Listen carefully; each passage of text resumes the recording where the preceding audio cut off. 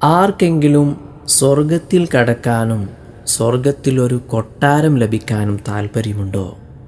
ഈ സൂറത്ത് പതിവായി ഓതിയാൽ മതി. ഏതാണ് ആ സൂറത്ത്? ഖുൽ ഹുവല്ലാഹു അഹദ് എന്ന സൂറത്ത്. നബി സല്ലല്ലാഹു അലൈഹി വസല്ലം തങ്ങൾ നമ്മെ പഠിപ്പിക്കുകയാണ്, മൻ ഖറഅ ഖുൽ ഹുവല്ലാഹു അഹദ് 10 മറാത്ത്.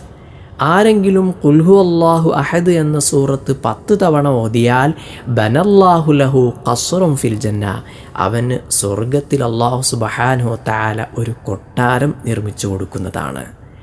മൻ ഖറഅഹ 20 മറ ബനല്ലാഹു ലഹു ഖസ്റൈൻ. ആരെങ്കിലും ഖുൽ ഹുവല്ലാഹു അഹദ് എന്ന സൂറത്ത് 20 തവണ ഓതിയാൽ അല്ലാഹു തആല അവന് സ്വർഗത്തിൽ 2 കൊട്ടാരം നിർമ്മിച്ചു കൊടുക്കുന്നതാണ്.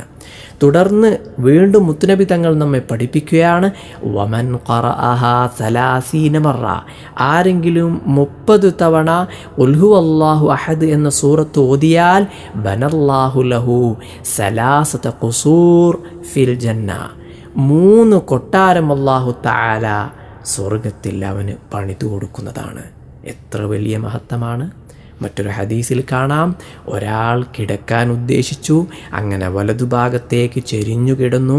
അങ്ങനെ 100 തവണ ഖുൽ ഹുവല്ലാഹു അഹദ് സൂറത്ത് ഓതുകയും ചെയ്താൽ അല്ലാഹു തആല ദാ വിളിച്ചു പറയുകയാണ്, യാ അബ്ദി ഉദ്ഖുൽ അലാ യമീനിക്കൽ ജന്ന, നിന്റെ വലതുഭാഗത്തിന്മേലായി നീ സ്വർഗത്തിൽ കടക്കൂ. ഈ സൂറത്ത് നമ്മുടെ ജീവിതത്തിൽ നാം പതിവായി ഓതണം. അങ്ങനെ സ്വർഗം ലഭിക്കണം. അല്ലാഹു തആല അതിന് നമുക്ക് തൗഫീഖ് ചെയ്യട്ടെ.